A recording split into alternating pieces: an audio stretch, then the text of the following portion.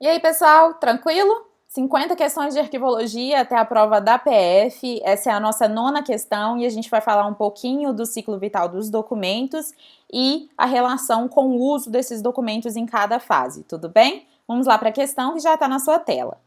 Nos arquivos correntes, são guardados documentos utilizados com muita frequência pelos funcionários do órgão.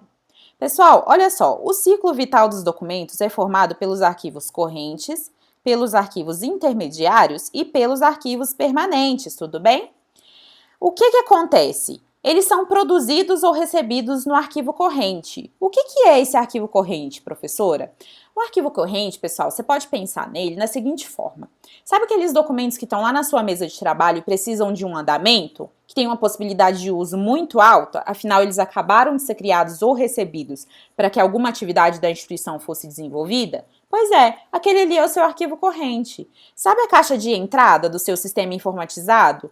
Lá na sua instituição não trabalha com um sistema informatizado? Não chega processos na sua caixa de entrada? Pois é, aquele ali é o seu arquivo corrente. Então, o arquivo corrente ele é formado por documentos que acabaram de ser criados ou recebidos para que alguma atividade institucional pudesse ser desenvolvida, tudo bem?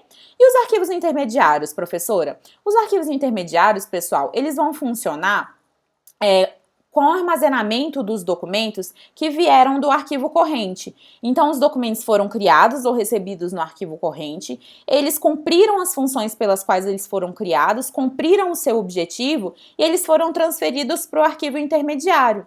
Lá no arquivo intermediário, pessoal, eles vão ficar aguardando a destinação final. Aguardando por quanto tempo, professora? Pelo tempo que a tabela de temporalidade definir. Tudo bem? Além de ficar aguardando esse prazo, né, terminar e a destinação final ser aplicada, esses documentos ainda podem ser acessados pelo arquivo corrente. Imagina que o pessoal lá do arquivo corrente fala: nossa, uma vez eu fiz um processo desse jeito, acho que a gente poderia usar como consulta.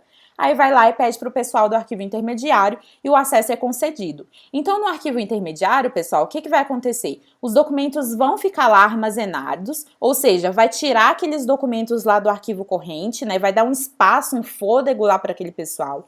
Eles vão ficar sob a responsabilidade do arquivo intermediário e as pessoas que trabalham no arquivo intermediário têm que fornecer o acesso para o pessoal do arquivo corrente, tudo bem? E o arquivo permanente, professora? O arquivo permanente é uma das destinações finais possíveis. Depois que os documentos aguardam um prazo no arquivo intermediário, esses documentos eles podem ser eliminados se não tiver mais nenhum valor para a instituição, ou podem ser recolhidos para o arquivo permanente.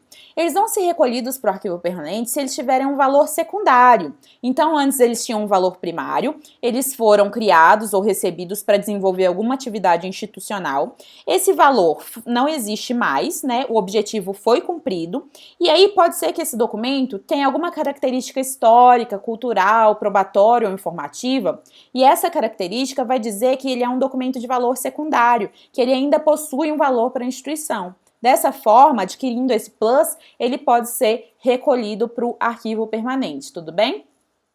Isso aí é mais ou menos o que acontece na teoria das três idades. Então, os documentos são criados ou recebidos no arquivo corrente. Eles podem, pessoal, ser eliminados diretamente do arquivo corrente, tudo bem? Caso a tabela de temporalidade defina. Não necessariamente eles vão para o arquivo intermediário, não. Mas eles podem ser transferidos para o arquivo intermediário ou eles podem ir diretamente para o arquivo corrente através do recolhimento, tudo bem? Então, eles podem ser eliminados diretamente do arquivo corrente, podem ser transferidos para o arquivo intermediário ou podem ser recolhidos para o arquivo permanente, tudo bem? Lembra que no arquivo intermediário, pessoal, eles também podem ser eliminados depois de cumprido o prazo, certo? Ou serão recolhidos para o arquivo permanente se adquirirem valor secundário. Essa é mais ou menos a sistematização. Mas para responder a questão, o que você precisa saber? Que no arquivo corrente eu tenho uma alta frequência de uso. Por quê? Porque os documentos acabaram de ser criados ou recebidos. Então, eles foram produzidos ou recebidos para que alguma atividade fosse desenvolvida. Então, eu tenho uma possibilidade, uma frequência de uso grande, certo? Porque senão eles nem existiriam para começo de conversa.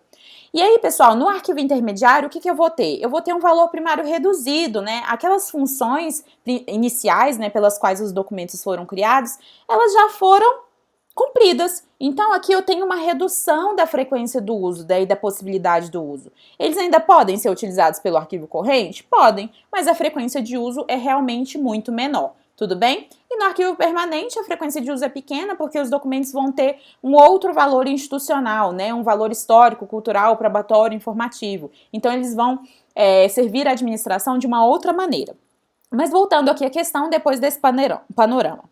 Nos arquivos correntes são guardados documentos utilizados com muita frequência pelos funcionários do órgão? Sim, né, pessoal? Eles acabaram de ser criados ou recebidos para que alguma atividade seja desenvolvida. Então, a frequência de uso é alta e a possibilidade de uso é alta. Por que eu falo que é diferente possibilidade e frequência de uso?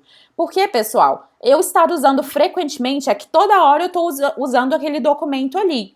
Mas pensa que eu estou com uma pilha de demandas para resolver. Eu não estou usando aquilo ali, certo? Eu teria que estar usando, mas eu não estou usando aqueles documentos frequentemente. Por quê? Porque a demanda está alta. Mas a possibilidade de uso é alta, porque a demanda precisa ser desenvolvida, tudo bem?